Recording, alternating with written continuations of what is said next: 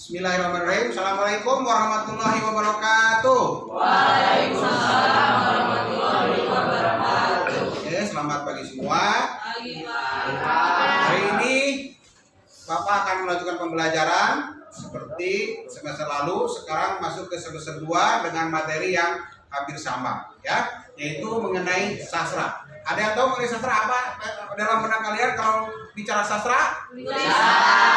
Oke, betul ya. Yang namanya sastra itu menurut zaman dahulu ya, sastra adalah sebuah tulisan ya. Nah, namun yang dimaksudkan sastra yang sekarang kamu lihat ya, adanya tulisan-tulisan yang bagus, tulisan-tulisan yang indah, itu sebetulnya ada tambahannya. Kalau zaman dulu cuma dilesapkan. Zaman dulu yang namanya sastra yang dimaksud sekarang disebut dengan susastra, ditambah dengan kata susastra. Su itu artinya baik ya, dan sastra adalah tulisan. Jadi sekarang yang dimaksud dengan sastra itu adalah tulisan-tulisan yang baik.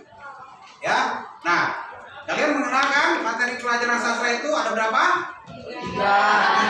Yang pertama pen. Yang kedua puisi. Yang ketiga drama.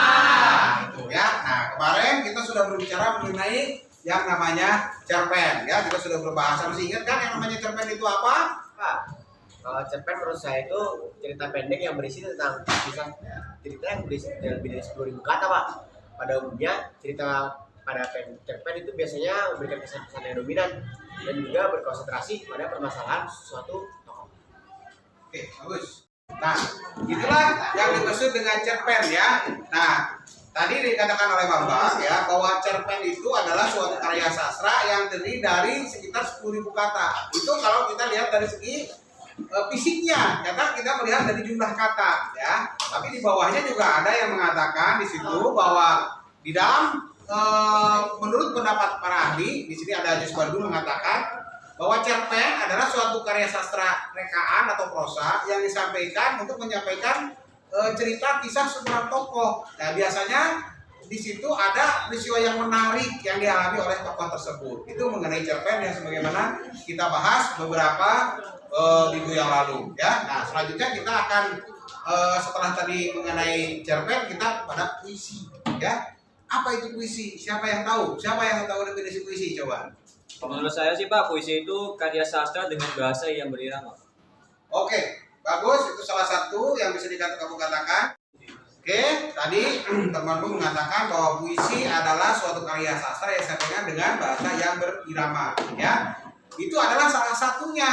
Memang terus terang, menurut Kamus Besar Bahasa Indonesia, puisi merupakan ragam sastra yang bahasanya terikat oleh irama, matra, rima, serta penyusunan larik dan bait. Nah, ini sebetulnya berasal dari patokan pembuatan puisi yang lalu atau disebut dengan puisi lama ya. Kalian kan tentu sudah tahu bahwa puisi itu dibagi menjadi 3 periode pembuatan.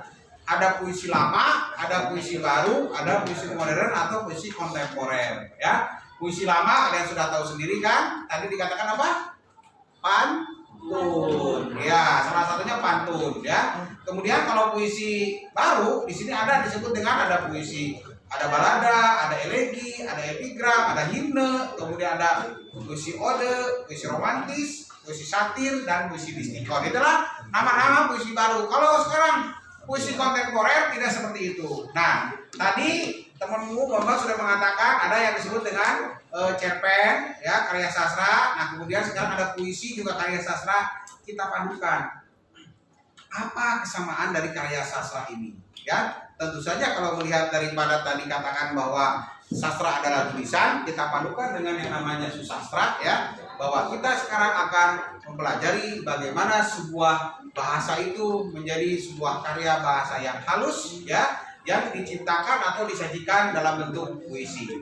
Nah, sekarang apapun hubungannya dengan cerpen ya, mana sisi halus cerpen dan sisi halus puisi? Bagaimana kita bisa memahami cerpen dan bisa memahami puisi? Mana yang lebih mudah dan kenapa ada sisi yang susahnya? Mari ya kita lakukan bagaimana sebuah karya sastra itu kita akan memahaminya. Oke?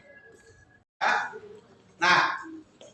tadi temanmu mengatakan bahwa cerpen adalah karya sastra yang terdiri dari 10.000 kata. Itu kalian nulis lagi jumlah kata yang digunakan untuk membuat cerpen. Nah, sekarang lebih singkat lagi untuk puisi. Puisi adalah sebuah karya sastra yang bisa dibuat terdiri dari 20 sampai 50 kata. Kenapa?